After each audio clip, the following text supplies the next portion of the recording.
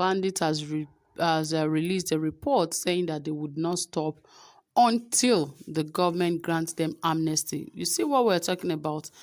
Because, Sheikh Gumi has been going to negotiate with them, agreeing with them that he will ensure that the government gives them amnesty.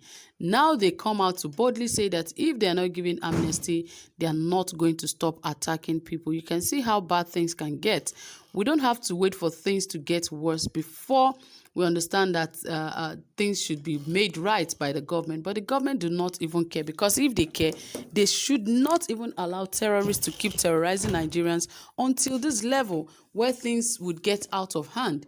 Now they can come out outrightly to tell Nigerians that they would not stop until the government grants them amnesty and also pay them monthly. So you can imagine they are even giving the government conditions on what the government should do before they stop all forms of banditry in the country. That is no people that are ready to repent, because you don't give the government an order of what you want.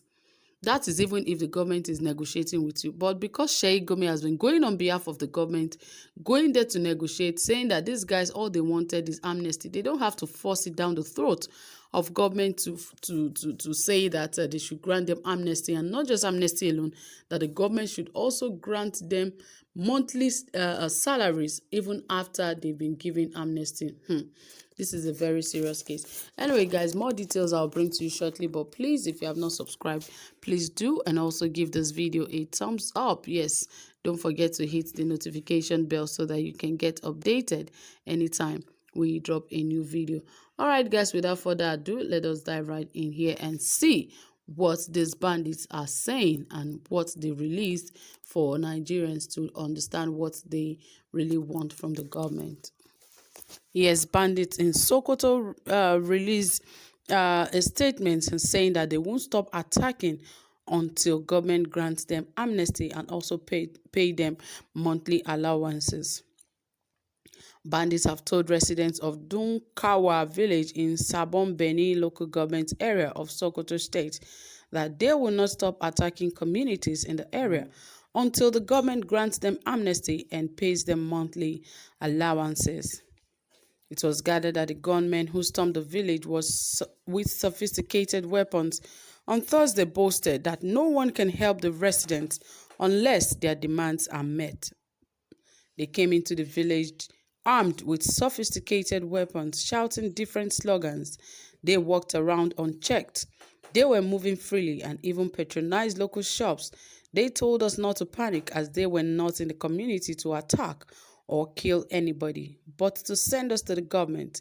They said nobody, not even the President Muhammad Buhari, can help us until the government grants them amnesty and agrees to pay them monthly allowances.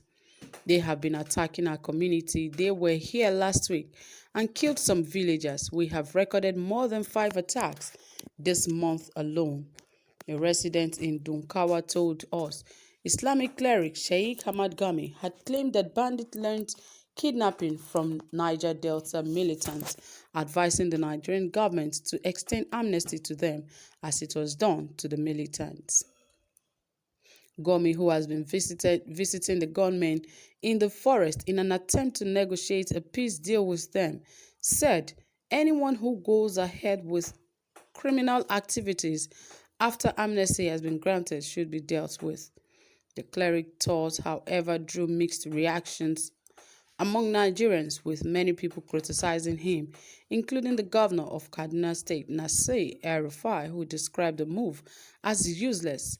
Speaking recently at a virtual event hosted by the National Institute of Legislative and Democratic Study, Gomi said the gunmen will not surrender until they feel safe.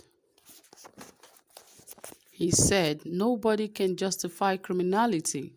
What we are saying is what we saw in the forest is an ethnic war going on between people in the forest and the neighboring villages and hamlets. When the header felt he had grievances and nobody was listening to him, he took up weapons.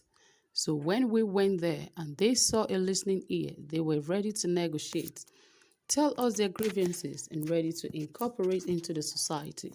So in such a case, I see no reason why we should not have a dialogue with them.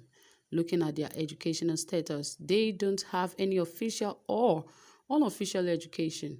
How can a nation which is serious about security leave a chunk of its society so uneducated, leave it to arms and drugs?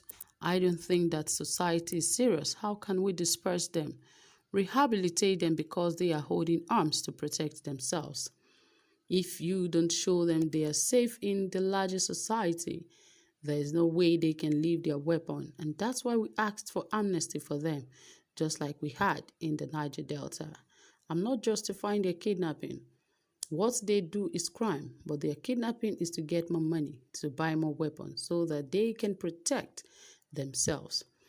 So, what are we saying? If you say they went into this to protect themselves, before they went into banditry, what were they thinking? Because we should start from the beginning. Let's not start from the middle or start from the bottom. What were they thinking when they went into banditry? Was it just for the money to get weapons to protect themselves, or what?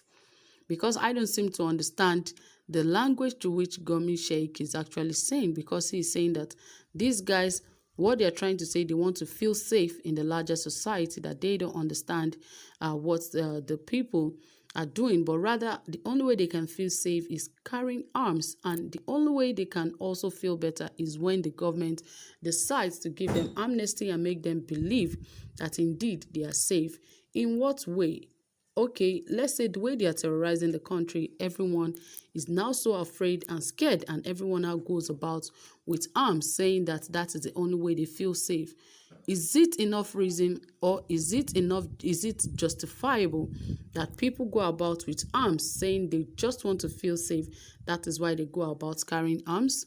So for me, I don't see a reason why the government should allow, such things, and even allow Sheikh Gumi to keep going to negotiate with these guys. Now they can come out openly. Imagine them coming out in Sokoto, facing the villagers, saying that they have not come to kill anybody, but just to give them a message that they should go tell the government that they are coming back and they will not stop terrorizing until the government grants them amnesty and also pay them monthly allowances. You can see to how far this has gone, because we have been handling the security issues with kid gloves, and it should not in any way be encouraged. Now see where they are. Very soon they will start coming to meet people in the cities, in their houses. Now they are still playing small, doing it in smaller communities, but very soon it will not be so. It's going to hit hard on everyone, but I hope it will not happen like that. But all the same, it is already happening. So my dear people, what do you think? Please drop your comment and tell us what you think. Don't forget to give this video a thumbs up. Do have a pleasant time. Bye for now.